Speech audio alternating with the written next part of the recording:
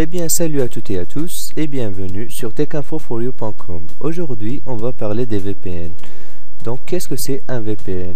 Virtual Private Network, c'est-à-dire réseau privé virtuel qui sert à lier deux ordinateurs. Moi, je vais utiliser TeamViewer. Rendez-vous sur le site teamviewer.com. Je vais vous afficher le lien dans la description. Et puis, on clique sur télécharger.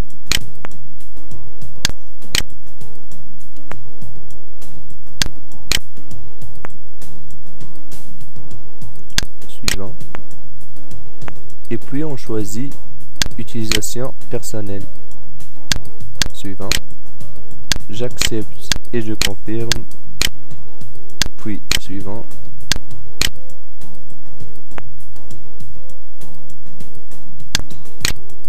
Voici l'interface de la connexion de TeamViewer. Si vous voulez vous connecter à un seul ordinateur, vous mettez le contrôle à distance, sinon vous pouvez rejoindre ou organiser une réunion. Donc pour la rejoindre, vous tapez l'idée de la réunion, puis votre nom. Sinon, vous cliquez sur démarrer une réunion spontanée.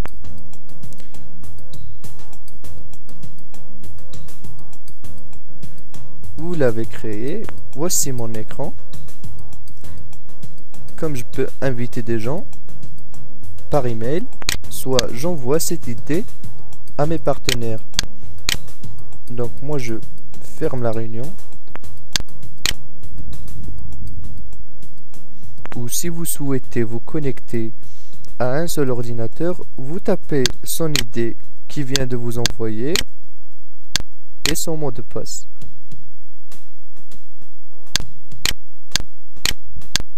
Puis connexion.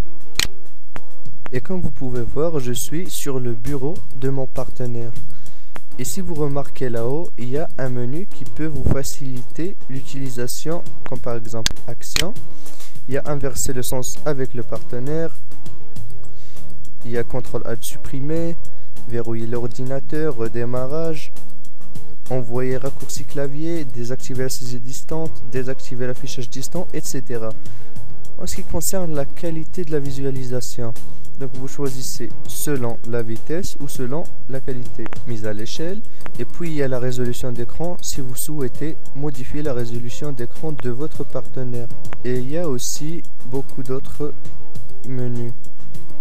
En ce qui concerne l'audio vidéo, voix sur IP, je peux parler à mon partenaire ou mettre une vidéo.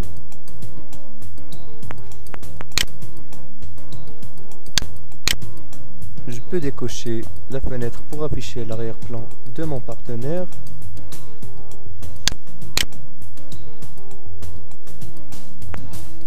On a deux méthodes de transfert de fichiers. Donc soit on glisse les fichiers ici, soit on accède directement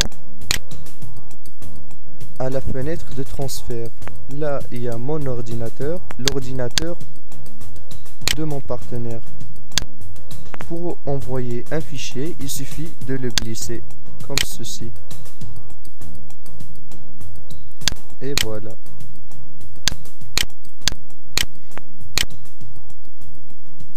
On peut inviter un participant supplémentaire ou imprimer à distance.